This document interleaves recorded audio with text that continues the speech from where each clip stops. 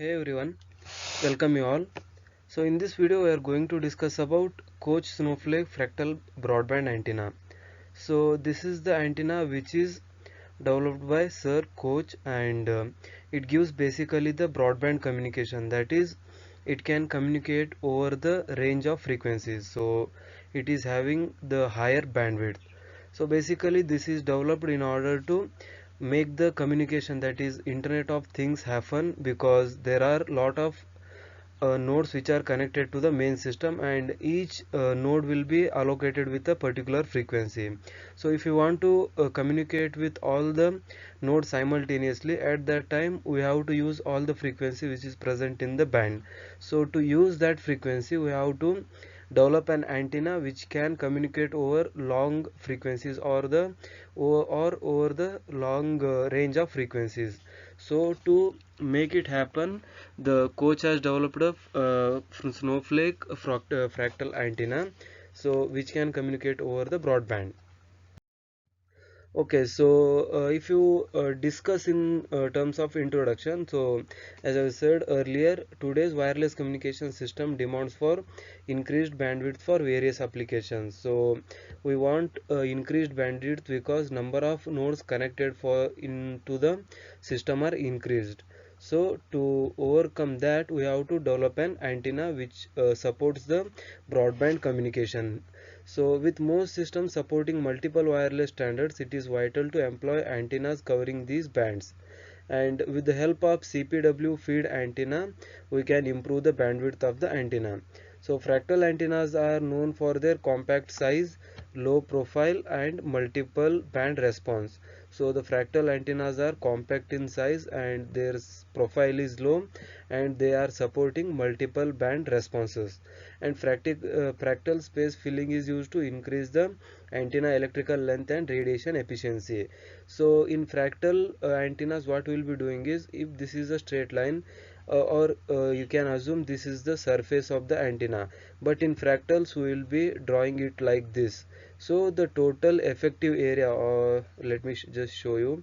So this is the total effective area, which is in yellow color, is more as compared to the total effective area in case of a straight line. So there will be a more radiation in terms of this as compared to the this straight line antenna. So this is the main concept behind fractals. So fractals you can see anywhere in the environment. So this is the last point of introduction, where these antennas are low profile and comfortable or conformable to planar and non-planar surfaces. So they are rigid in shape, and they are mostly adherable for the planar as well as non-planar surfaces, or we can say they are rigid on the surface where we can mount them mechanically. So they are also mechanically robust antennas, so there is a good chance of stability in case of these fractal antennas. So the basic question is, first, what is mean by antenna? So in radio engineering, an antenna is the interface between radio waves propagating through space and electric current moving in metal conductors used with a transmitter or a receiver. So if this is some conductor, let us say this one, and this is an electromagnetic wave, so in between these two entities, that is the electric conductor and the electromagnetic wave moving in the environment, there will be someone sitting in between them. So that element is called as antenna, which will be converting this electric current, let us say I, into the electromagnetics E. So electromagnetic wave, it will be converting that current. So the amount of current flowing in the conductor will be directly proportional to the amount of electromagnetic waves produced from this antenna. So this is the more general definition, but one thing is definite, that antenna has never gotten a definite a particular definition. It is always generalized one. So an antenna is a specialized transducer that converts radio frequency, that is RF fields, into alternating current or vice versa. So it is the reverse can also be predicted. So the electromagnetic waves can be converted again to the electric current with the help of same antenna itself. So we can say either it will be converting current to electromagnetic wave, or we can say radio fields, that is electromagnetic waves are converted to the electric current with the help of antenna again. So this is the basic meaning of antenna, so what it is and how it works. So now the question arises, what is mean by fractal antennas? So what is the difference between normal antennas and fractal antennas? How they will differ with each other? So the fractal antenna is an antenna that uses a fractal structure or a self-similar design to maximize the effective length or increase the perimeter of a material that can receive or transmit electromagnetic radiation. So as I have shown you earlier also, so the fractal antennas employ a self-similar structure, so something like this.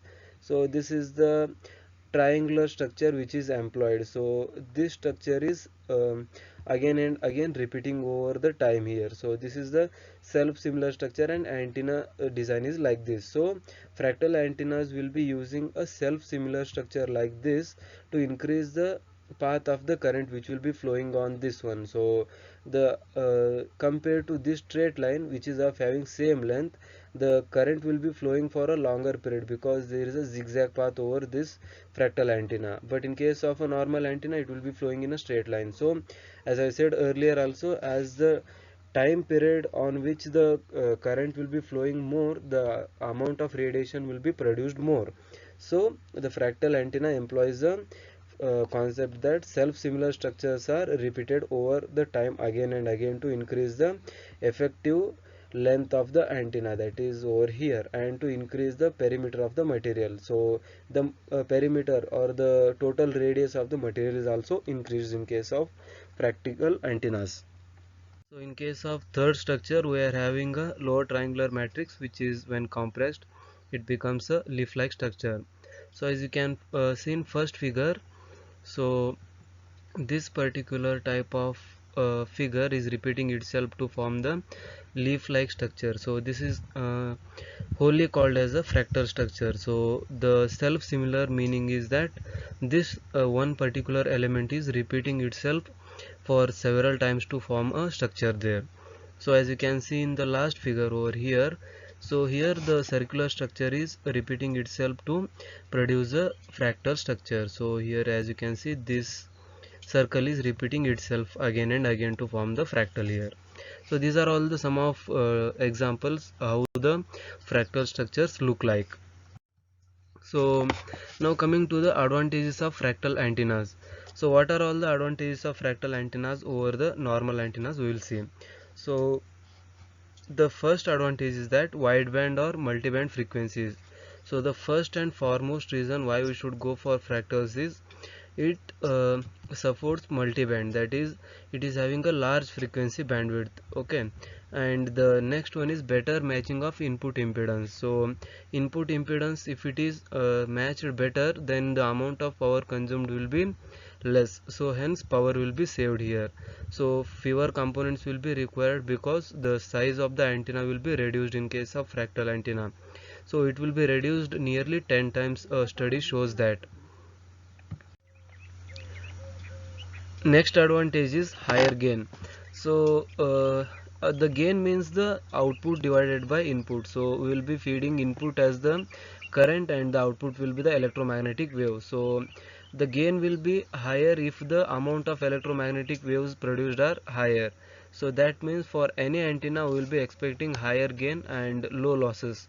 So in case of fractal antenna, the gain is higher as compared to the normal antenna because of the large surface area which is produced by the fractal structures. So the current will be getting a larger or longer path to flow. So that's why the amount of radiations produced will be greater in case of the fractal antennas.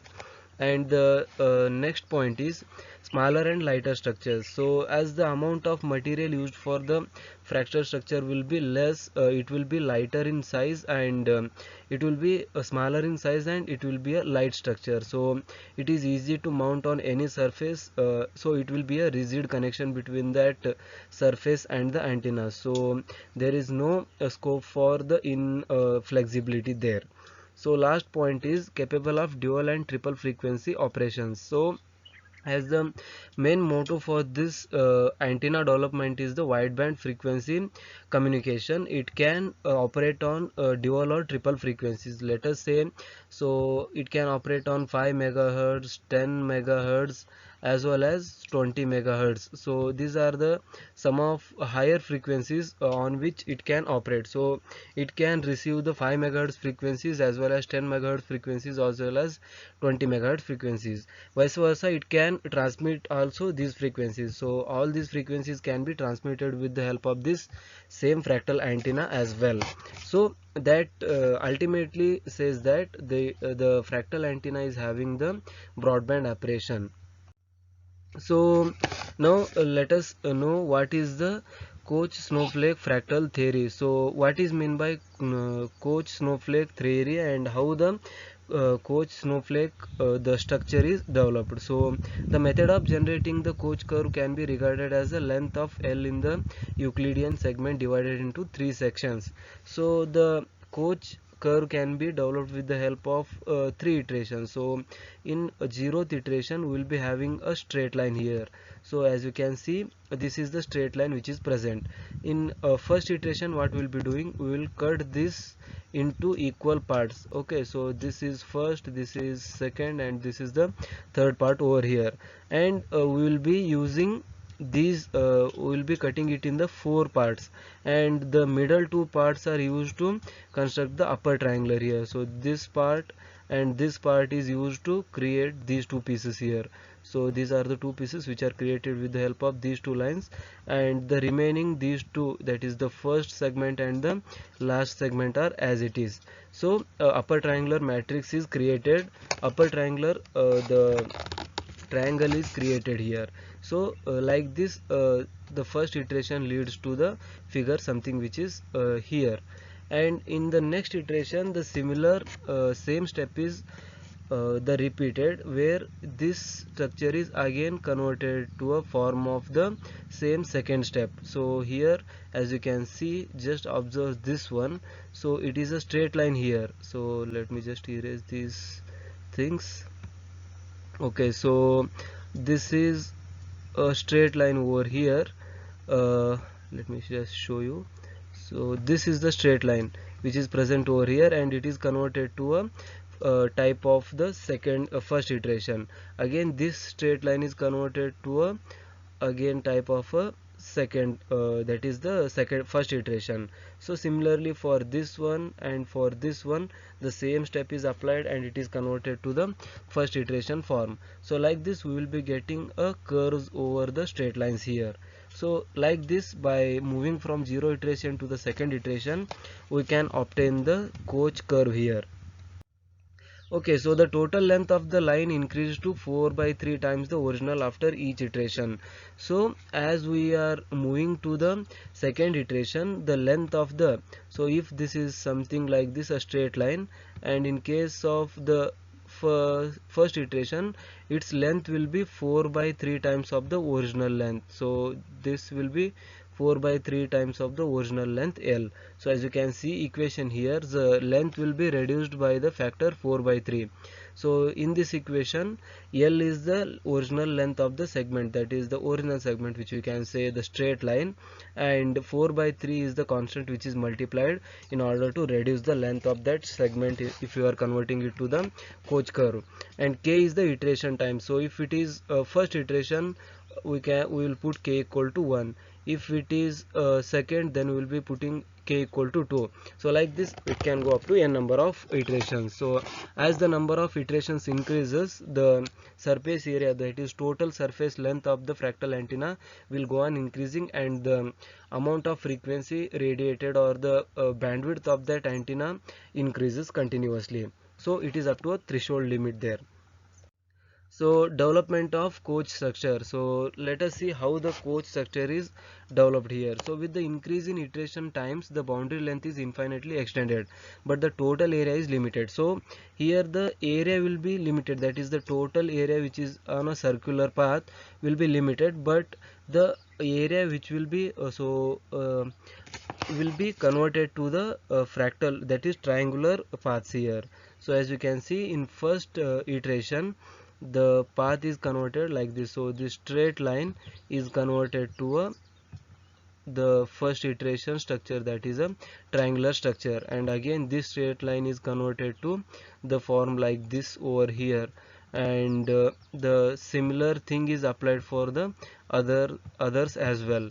So as you can see, so in case of the first iteration it become a star shaped here, and now if you move further one step, in that case also we will be converting these individual straight lines into the that is triangular structures here. So this straight line will be converted to a triangular structure like this here. So this is the structure which is converted, and these two are related to each other. So similar thing is applied for this one as well as for this one and for every corner of the star there. So when we convert it to the second iteration, we will be getting a structure which is shown in the figure C. So as we can see, it has got a maximum surface area as compared to this one. So the amount of length which is covered by the electric current to flow will be higher in case of this as compared to this one. Okay, so this is how a Koch structure will be developed. And the characteristics of Koch antenna or the antenna structure, so what will be there? So the configuration of the proposed CPW broadband monopole Koch snowflake fractal antenna is shown in figure 3. So I will show you later how the total antenna will be looking like. So just we will see now characteristics. So the antenna had two iterations in order to spread bandwidth. So a 50 ohm line is used to feed. So a current is fed through a 50 ohm line which has got a resistance there, and the antenna is mounted on a G10 or FR4 substrate with a height of 1.6 millimeter and a dielectric constant of 4.4 and a lossy tangent, that is delta of 0.02. So these are the some of specifications which are used to design the antenna. So the material which is used for the antenna construction is the FR4 substrate. So there are a lot of substrate which are present in market, but the one which is used particularly is the FR4 because it is cheap and it has got a good electrical properties as well. So its dielectric constant is 4.4 and the loss of tangent is 0.02, so which is very good for the design of a normal antenna. So that's why the FR4 will be normally used in case of the antenna fabrication in the real world. So this is the structure which shows the actual antenna, how the whole design looks like. So the whole design is divided into two parts. So the design which is in the this color, that is the first one is the antenna, and this is the green color portion which shows the ground portion of that antenna, that is the grounding of the or earthing of the antenna. So as you can see, this is the 50 ohm line, so which is present over here. So this is the 50 ohm line which is used to feed the antenna, and these are the fractal structures. So this is the FR4 substrate on which the antenna is mounted. So you can imagine a 3D structure where the width of this one will be, that is the diameter of this the substrate will be 1.6 millimeter, and these are the this is the trapezoidal type of ground which is used in order to get the sharp frequencies and to increase the gain. So this is all about the antenna parameter. So I will show you the dimensions also in the next slide over there. So let us see. Yeah, so these are the dimensions which are used to produce that antenna or to design that antenna. So the length is for that one 71, and all the units are in terms of millimeter. So total length is 71, and L1 L2 these are the iterations. So first iteration, second iteration, and third iteration length. So and width is totally 42, and the first iteration width is 1 millimeter. So other dimensions like second iteration width and third iteration width are 18.5 and 8.5. So these are the ground parameters, that is 1 and 2.9. So you can refer the figure and refer these dimensions according them. So now at the end we will see what are the expected results from this fractal Koch antenna. So this is the 10 dB line which is very important. So if you want to use some frequency, then its signal to noise ratio, that is S11 parameter, should be less than 10 dB, because the 10 dB minus 10 dB return loss indicates that out of 100 waves which are transmitted towards the antenna, only one wave has reflected back. So it will be in terms of 0.001 when we convert it to the decimal or fraction values. So that indicates a very accurate transmission or very low losses. So above that -50, these are not expected values for the antenna for at least practical applications, because there are a lot of losses associated with that antenna. So as you can see here, so the x-axis contains the frequency and the y-axis contains the S11 dB parameters. So it is in terms of dB, and it is just cross the -10 dB line at 1.4, and it is again crossing that line over here. So this is the band over which this can operate successfully. So this is the band.